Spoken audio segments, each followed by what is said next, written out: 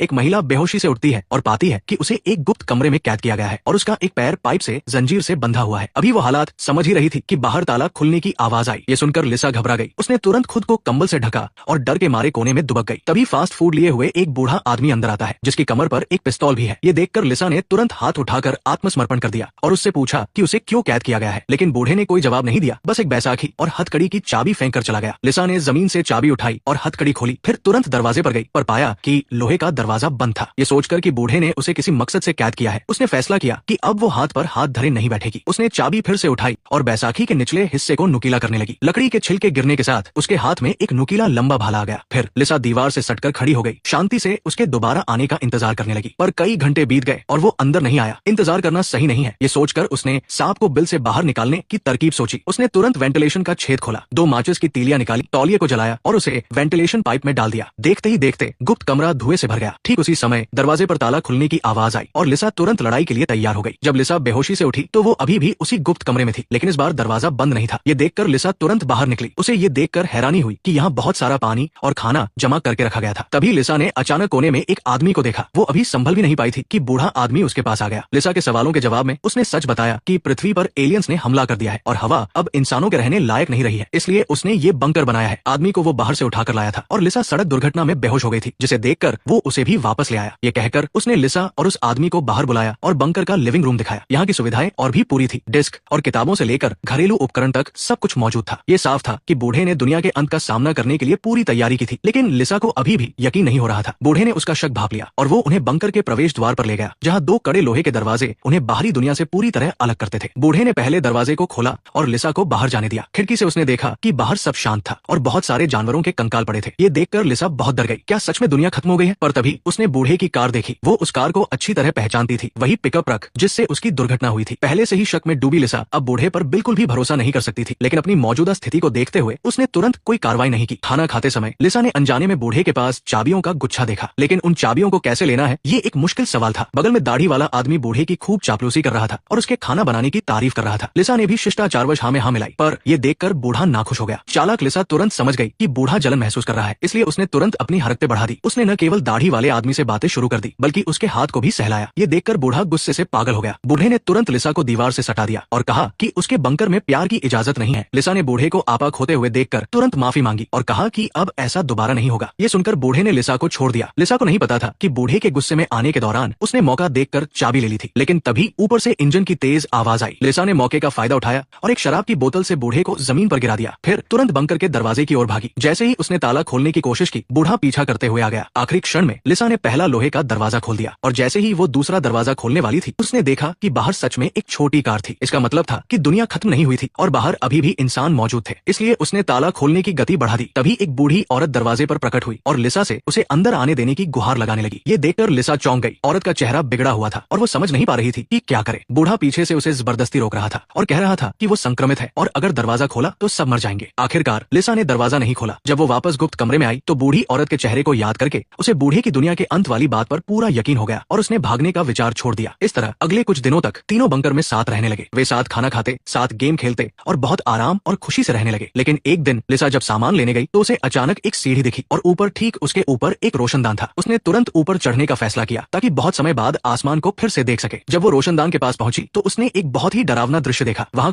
लिखा हुआ एक SOS था और भी डरावनी बात ये थी कि ये संदेश अंदर से लिखा गया था। लिसा तुरंत समझ गई कि कुछ तो गड़बड़ है। क्या बंकर में कोई और भी है? जैसे ही वो सीढ़ियों से नीचे उतरकर बूढ़े से पूछने की तैयारी कर रही थी, उसके पैर के नीचे अचानक कोई चीज आई। उठाकर देखा तो वो एक महिला की बालियां थी। इससे लिसा को बूढ़े पर फिर से शक हुआ और उसने तुरंत दाढ़ी वाले आदमी को ये बात बताई। दाढ़ी वाले आदमी ने बालियों को तुरंत पहचान लिया क्योंकि ये उसकी बहन की लापता सहपाठी की थी। लिसा ने तुरंत बूढ़े की किताब निकाली जिसमें एक लड़की की तस्वीर थी और उसने दाढ़ी वाले आदमी से दोबारा पुष्टि करने को कहा। उसने कहा, हाँ ये वही है। इस समय उन दोनों को सब कुछ समझ आ गया। जरूर बूढ़े ने ही उस लड़की को कैद किया था और उसे मारा था। ये सोचकर उन्होंने अब और हाथ पर हाथ धरे न बैठने का फैसला किया। रात में दाढ़ी वाले आदमी ने चुपके से एक कैंची अपने पास छिपा ली। फिर उसने कैंची से प्लास्टिक की बोतल काटकर एक साधारण मास्क बना लिया और लिसा ने कॉलेज में सिलाई की क्लास में सीखी चीजों का इस्तेमाल करके बंकर से भागने के लिए 2 सुरक्षा सूट तैयार करने शुरू कर दिए।